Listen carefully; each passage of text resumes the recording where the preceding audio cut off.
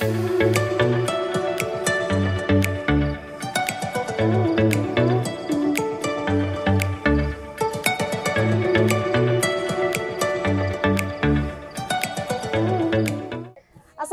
warahmatullahi wabarakatuh. Halo Sobat Faperta dimanapun berada, kembali lagi di Sapa Faperta bersama saya Arum Nurwidia yang akan menemani Sobat Faperta semuanya selama beberapa menit ke depan. Dan seperti biasa, Sapa Faperta hadir dengan informasi-informasi yang menarik seputar Fakultas Pertanian.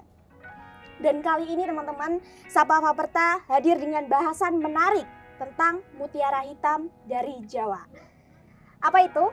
Tentunya Sobat Faperta sudah terbesit, sudah tahu kalau mendengar kata Malika. Benar sekali, kedelai hitam Malika yang sudah populer dan telah menjadi ikon dalam iklan kecap ternama di Indonesia. Tak lain Malika yang telah hadir dari tangan-tangan yang piawai dan dibesarkan sepenuh hati seperti anak sendiri. Yaps, betul sekali, kecap Bango yang dibuat dari kedelai hitam Malika. Dan ya teman-teman, untuk membahas lebih lanjut tentang Malika ini, maka pada kesempatan kali ini kita hadirkan bintang tamu kita yang berada di balik populernya Malika kedelai hitam. Ada Bapak Dr. Tri Harjaka, SPMP, atau biasa kita panggil dengan sapaan akrab Bapak TH. Selamat siang Bapak TH. Selamat siang Mbak Rum. Bagaimana Pak kabarnya Pak? Alhamdulillah sehat selalu. Teman-teman, beliau ini adalah seorang dosen dari Departemen Hama dan Penyakit Tanaman dari Fakultas Pertanian Universitas Gadjah Mada.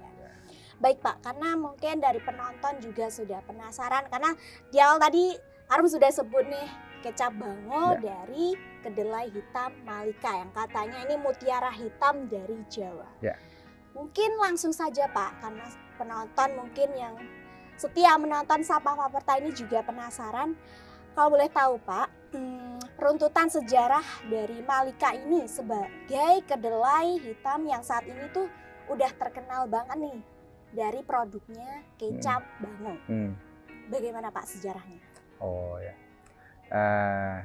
sobat semua, jadi ada cerita menarik ya. Dulu itu seingat saya 22 tahun lalu, tepatnya tahun 2021, yaitu perusahaan kecap Bango, dalam hal ini adalah PT Unilever, itu pengen mendapatkan kualitas bahan baku ya untuk pembuatan kecap yang diberi nama kecap Bango itu. Nah, bahan baku yang dijadikan modal itu adalah bahan dari kedelai yang pilihan, yaitu mengandung bahan atau kandungan yang memang betul-betul menghasilkan cita rasa yang betul-betul enak. Nah, kemudian kalau dari kedelai hitam itu kan banyak sekali jenis kedelai hitam ya.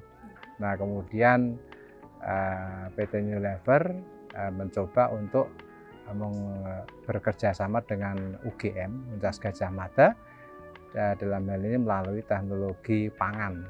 Ya, dalam hal ini dulu melalui Fakultas Teknologi Pertanian UGM, karena memang di situ kandungan bahan itu banyak dikaji di kandungan teknologi pangan dan gizi.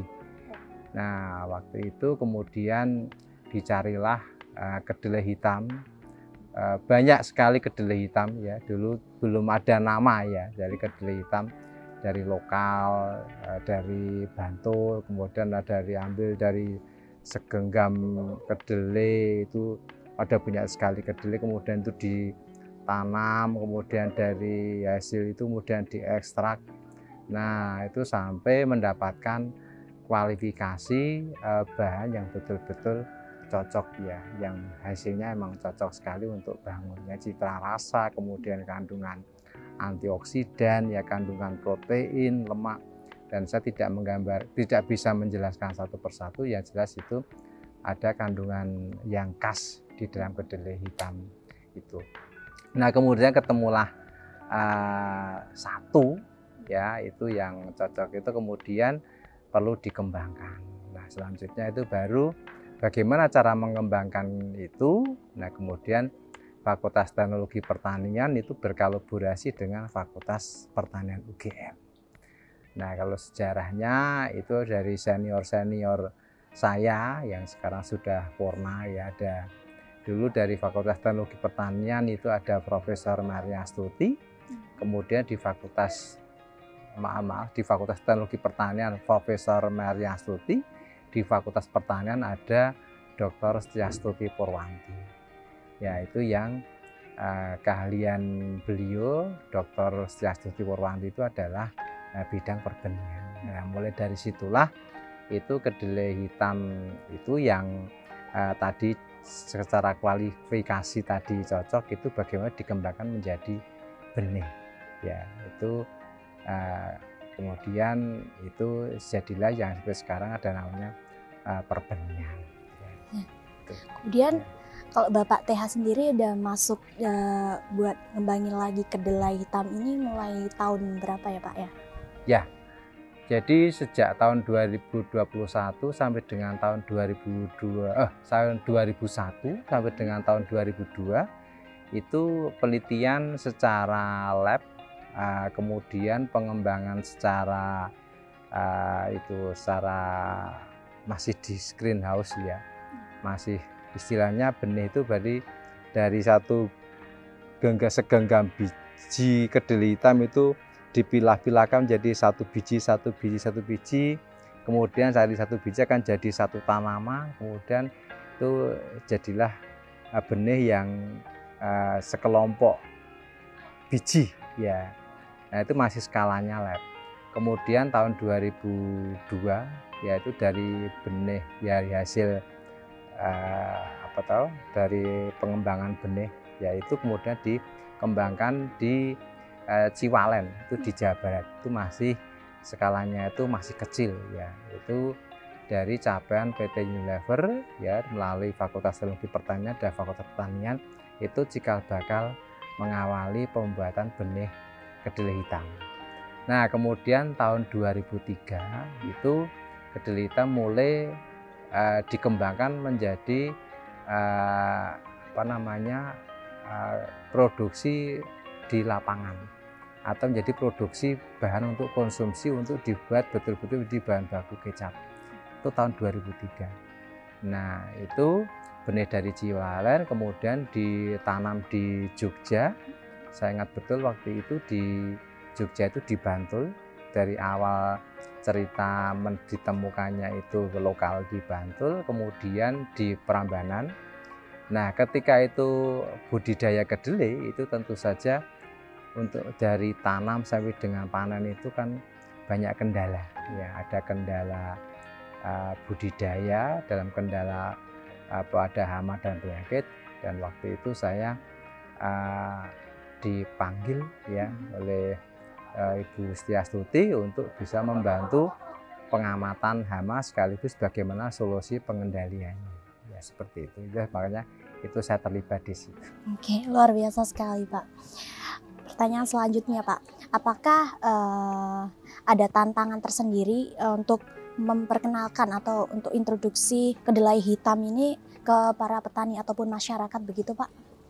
Ya, ketika sudah masuk program ya tahun 2003 itu kedelai itu mulai dikenalkan pada masyarakat ya, pada masyarakat tahun 2003 saya ingat betul itu dari benih yang di Ciwalen itu kurang dari 5 hektar, kemudian itu ditanam di kawasan Yogyakarta, di Bantul, kemudian di Sleman sekitar Prambanan itu lebih kurang itu waktu itu 30 hektar.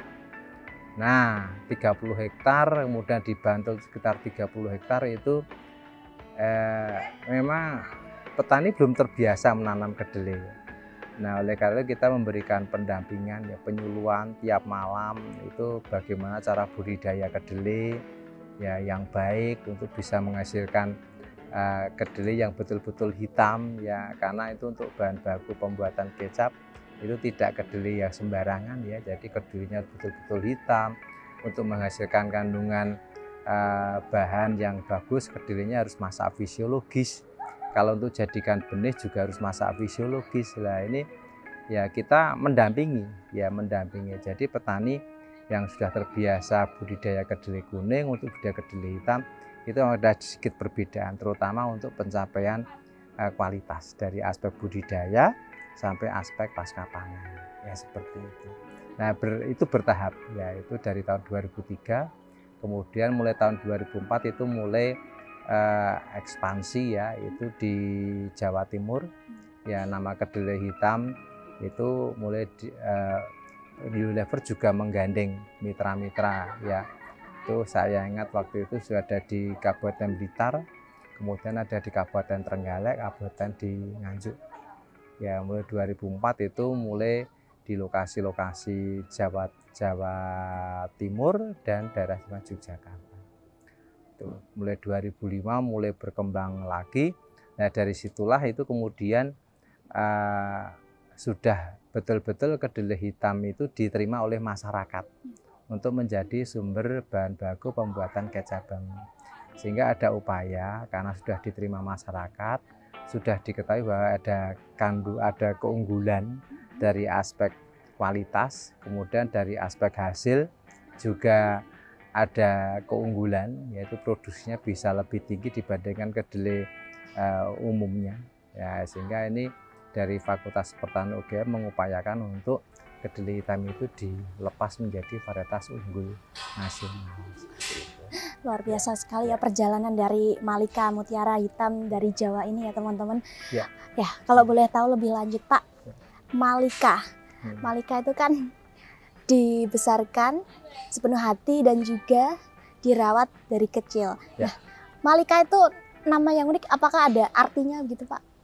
Ya, seingat saya itu Malika itu bahasa Sanskerta ya, yang itu ingat saya diartikan sebagai mensejahterakan ya. Jadi itu terkait dengan misi ya, karena Malika itu sebelum ada kata Malika itu kan kedelai hitam itu dihasilkan sudah unggul, dikenal masyarakat, kemudian masyarakat sudah berusaha untuk budidaya, itu diharapkan memang bisa menjadi mata pencarian.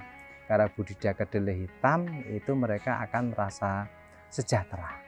Nah, dari hasil yang tinggi, kemudian pasarnya yang jelas karena menjadi bahan baku kecap. Ya, kemudian itu dibeli oleh perusahaan. Nah, tentu saja petani tidak bisa langsung menjual ke perusahaan. Ya, itu ada proses. Ya, prosesnya itu ada namanya proses kemitraan. Dan disinilah itu peran dari Fakultas Pertanian UGM itu menjembatani, yaitu kemitraan antara petani penanam kedelai hitam dengan PT Unilever sebagai industri bahan makanan dalam halnya kecap bango, ya itu menjadi namanya konsep pertanian hulu hilir. Ya, ini yang sekarang ini jarang ya terjadi. Ya, ini kalau petani itu akan merasa diuntungkan kalau produknya itu ada kejelasan yang beli atau ada siapa yang butuhkan. Kemudian harganya itu juga ada jaminan. Nah, sehingga petani itu tidak tidak takut atau tidak ada rasa khawatir kalau budidaya kedelai itu tidak ada yang beli, nanti harganya jatuh. Nah, sehingga di situ jelas misinya adalah dengan kedelai hitam itu bisa mensejahterakan petani, sehingga dipilihlah atau dulu ada dari pihak PT Unilever, nah itu diberi nama Malika.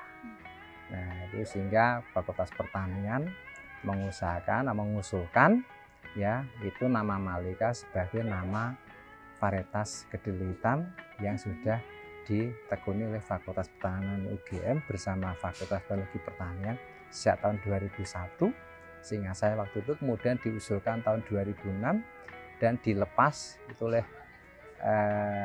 Kementerian Pertanian. Waktu itu Dirjen Tanaman Pangan itu menyaksikan waktu itu di tahun 2007.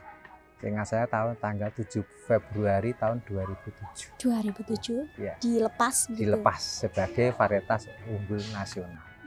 ya. Pak, karena tadi kedelai hitam Malika tersebut kan digunakan sebagai bahan baku kecap bangau, tentu kecap bangau, dan itu untuk perusahaan Unilever ya Pak ya. Nah itu kan otomatis membutuhkan masa kedelai hitam yang banyak begitu. Nah kalau boleh tahu kondisi persebaran untuk menumbuhkan kedelai hitam ini di saat sekarang ini tuh udah di mana saja begitu Pak? Ya, itu sejak tahun 2007 itu yang saya ingat ya, itu dulu tidak lepas dari 13 kabupaten ya di Jawa Barat, itu ada di Ciwalen, itu awal cerita perbenihan budidaya benih. Kemudian di Jogja itu di Kabupaten Bantul, Kabupaten Sleman. Nah kemudian sekarang ada di Kabupaten Kulon Progo. Kemudian di Jawa Tengah itu dari Kabupaten Wonogiri, Kabupaten Klaten, ya. Kemudian di Jawa Timur itu banyak, dari Kabupaten Pacitan sampai ujung timur Kabupaten Banyuwangi itu ada kedelai hitam. Ya itu kalau sekarang ini ya sudah sampai Kabupaten Bojonegoro ya ada. Jadi intinya sebagai varietas keunggulan nasional sudah banyak dikenal masyarakat dan pasarnya jelas. Itu petani itu yang sudah menanam ya itu merasakan bahwa ada sisi keuntungan yang dapat dinikmati ya budidaya kedelai hitam itu, terutama dalam hal ya kepastian ya harga, kepastian pasar, dan jaminan benih. Karena benih yang ditanam itu Malika adalah varietas unggul nasional, dan itu tentu saja yang ditanam oleh petani itu mesti varietas yang bersertifikat ya. Kemudian dari benih alurnya itu dari Fakultas Pertanian UGM itu selalu menyediakan benih yang levelnya tertinggi, dari benih sumbernya, kemudian benih pokoknya ya, saya lupa benih pokok ya karena ada alurnya itu ya, ya itu di bidang perbenihan ada alurnya.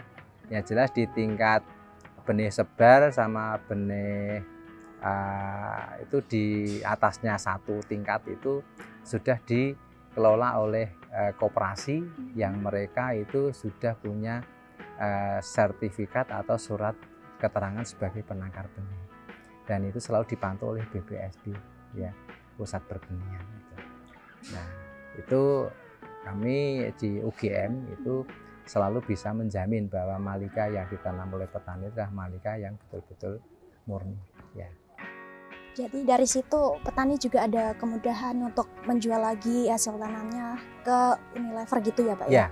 Jadi Unilever itu membeli kecap, membeli kedelai hitam dengan nama Malika. Itu kan jaminannya kan adalah asli rentetannya itu asal usulnya Malika itu dari Fakultas Pertanian UGM. Nah kalau hanya kedelai hitam saja itu banyak. Nah karena kedelai hitam kan tidak hanya satu macam ya. Nah sementara yang memang sudah jadi brand Malika itu ya betul-betul varietas kedelai hitam Malika ya, bukan hanya brandnya tapi yang varietasnya betul-betul Malika yang mempunyai kualifikasi yang sudah namanya deskripsi varietas unggul nasional kedelai. Luar biasa. Baik Pak, kan tadi Unilever juga mencari nih ke kedelai hitam dengan kemurnian pada tingkat level yang tinggi gitu Pak. Lalu apa sih Pak keunggulan dari Malika ini sehingga tuh banyak dicari perusahaan untuk membuat kecap, khususnya kalau yang sekarang terkenal itu kecap bangau gitu Pak. Apakah keunggulan dari Malika tersebut gitu Pak? Ya, kedelai hitam itu ya kalau kita di pasar, di lapangan, atau bahkan kita buka deskripsi varietas kedelai hitam itu ada beberapa ya. Sebelum Malika itu ada varietas kedelai hitam Cikuring ya, tapi itu menurut daftar deskripsi ceritanya dulu belum sesuai untuk kecap. Kemudian dapatlah kedelai hitam Malika itu yang paling sesuai. Kemudian setelah itu ada kedelai hitam lagi yang itu diterbitkan dari Pusat Penelitian Umbi dan Kacang ya, itu kacang dan umbian ya. Itu dari Balit Kabi, itu ada Ditam 1, Ditam 2, Ditam 3, dan Ditam 4. Ya, kalau secara keunggulan produksi, ukuran biji itu memang semuanya unggul. Nah, tapi keunggulan dalam hal Malika itu kan bukan sebatas keunggulan produksi saja. Ya, produksi itu kalau di deskripsi hanya 2,78 ton, 2,78 ton, masih kurang dari 3. Ya, kemudian dari ukuran biji ya kecil, karena hanya 100 bijinya itu hanya beratnya sekitar 9 sampai 10 gram. Sementara kedelai hitam yang lain, Ditam itu agak besar. Ya, kalau mengejar ukuran biji itu Malika kalah. Tapi dari kandungan protein, kandungan antioksidan, kandungan bahan yang lain, ya inilah yang menyebabkan ya Unilever itu memilih Malika. Itu bukan semata-mata produksinya, kemudian warnanya, ukurannya, bukan, tapi memang kandungan yang ada di dalam, namanya kandungan protein dan kandungan yang lain itu ya. Saya tidak hafal satu persatu, itu di deskripsi varietas ada itu ya. Karena misalkan kedelai kuning itu ada namanya Devon, itu ada namanya kedelai yang kaya tentang isoflavon ya. Kemudian ada varietas kedelai kuning namanya Dina. Ya, Dina itu keunggulannya apa? Dia kedelai tahan naungan seperti itu. Ya, itu masing-masing itu punya nama, punya keunggulan. Nah, Malika itu keunggulannya di dalamnya itu namanya bahan kimianya itu yang jadi kandungan bahan. Ya, makanya nggak bisa dipungkir ya Pak, ya. Ibu-ibu di Indonesia ini banyak yang langganan dapurnya ini dari Malika. Ya, itu bahan dari kedelai hitam itu hanya 3% saja. Ya, tidak seperti kita bikin tempe dari kedelai kuning ya. Kedelai kuning itu jadi direbus kemudian mengembang. Nah, jadilah itu kedelai kemudian dicampur dengan jamurnya, kemudian difermentasi jadi tempe. Tahu kedelai kuning direbus kemudian digiling. Nah, kemudian ada endapan. Nah, ini rendemen yang dipakai. Jadi semakin tinggi rendemennya, ya itu tahunya semakin banyak. Nah, tempe semakin ukuran bijinya semakin besar, tempenya semakin bagus. Kalau kedelai hitam Malika itu ukurannya kan kecil. Lalu kalau ukurannya besar, nah kandungan proteinnya itu beda dengan yang Malika. Jadi kandungan protein Ditam dengan kandungan protein Malika itu beda. Nah, inilah yang membedakan kenapa Malika dipilih. Ya, emang kandungan proteinnya itu yang sangat cocok. Berapa persennya itu mungkin lebih tinggi, atau ada kandungan lain seperti tadi Devon, kedelai kaya isoflavon. Nah, itu isoflavon. Ya. Luar biasa sekali ya. Dari kecilnya kedelai hitam Malika ini sudah banyak manfaat yang kita dapat, mulai dari proteinnya yang tinggi, kandungan air, kemudian ada antioksidan juga. Antioksidan begitu.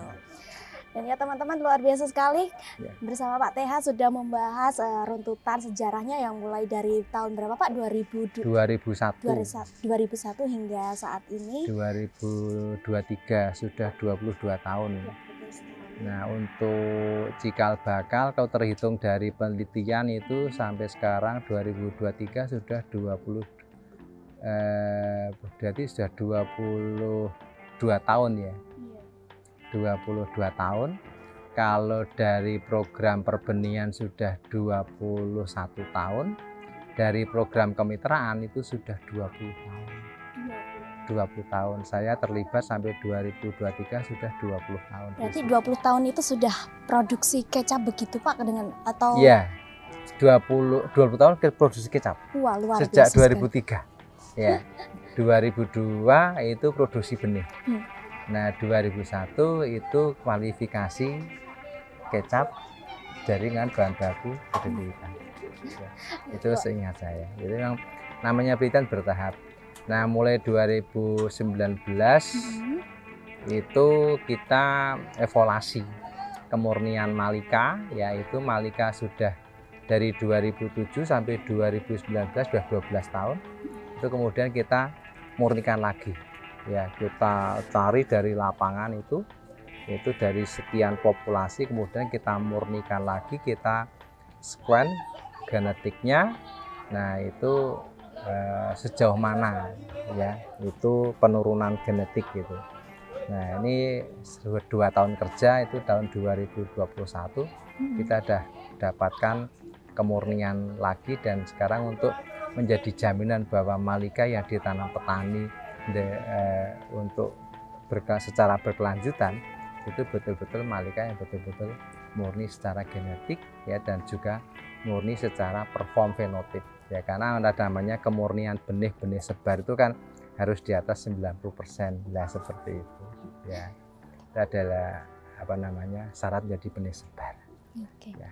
Luar biasa sekali teman-teman, sudah mengudara 23 tahun, kedelai hitam Malika ini sudah jadi ikon ternama di iklan kecap Bango di Indonesia. Nah ya, tadi sudah dijelaskan sama Pak TH juga dari sejarahnya, kemudian kemitraannya yang sudah 20 tahun ya Bapak, kemudian untuk mencari kemurnian dari kedelai hitam itu menjadikan benih unggulan ya Pak ya, kedelai hitam Malika tersebut, kemudian sekarang sudah tersebar luas penanamannya dan juga membantu mensejahterakan para petani kedelai hitam begitu ya Pak. Hingga akhirnya sudah bekerja sama dengan Unilever dan tentunya sudah memproduksi kecap Bango yang sudah terkenal hingga saat ini. Baik, terima kasih Pak TH atas kesempatannya udah datang ini, menyempatkan diri untuk berdiskusi bersama saya tentang mutiara hitam yang dari Jawa ya Pak ya. Terima kasih. Asli Jawa. Makanya dulu tahun 2004 ya kita tuh Fakultas Pertanian UGM dengan tokoh-tokohnya itu Bu Profesor Maria Astuti, Ibu Dr. Syastuti, kemudian Bapak Dodi Kastono, saya itu melakukan pembinaan, kemudian kita bikin film ya, film dari awal cikal bakal benih, kemudian ditanam jadi benih, kemudian dibudidayakan petani menjadi bahan produksi kecap. Nah itu dulu kita filmkan, dan filmnya itu sudah lama sekali, tahun 2005 itu kalau nggak salah, itu judulnya Mutiara Hitam Jawa, kan betul-betul dari Jawa, dan sekarang sudah dari Jawa Barat, Jawa Tengah, DIY, Jawa Timur ya. Kita mau mencoba untuk keluar Jawa ya, kita masih mempertimbangkan ya, karena ini kemitraan itu dengan petani itu kita tidak boleh dengan kemitraan itu merugikan petani, harus mensejahterakan petani. Jadi kalau mau bermitra harus untung, sehingga kalau ada penanaman di luar tapi mereka tidak untung, kami pending dulu ya, kita lebih memfasilitasi yang mereka bisa menikmati keuntungan itu. Artinya petani harus sejahtera dengan kedelai hitam. Luar biasa sekali teman-teman dari cerita Pak TH ini, sejarahnya dari Malika luar biasa sekali. Banyak sekali informasi yang bisa kita ambil tentunya Pak. Semoga apa yang kita diskusikan pada siang hari ini bisa bermanfaat buat semuanya, terlebih buat yang sudah setia menonton di Sapa Faperta tentunya. Baik, itulah teman-teman kilas balik tentang Malika kedelai hitam atau mutiara hitam dari Jawa. Sekian video kali ini, sampai bertemu kembali di episode selanjutnya tentunya di Sapa Faperta, dan sampai jumpa.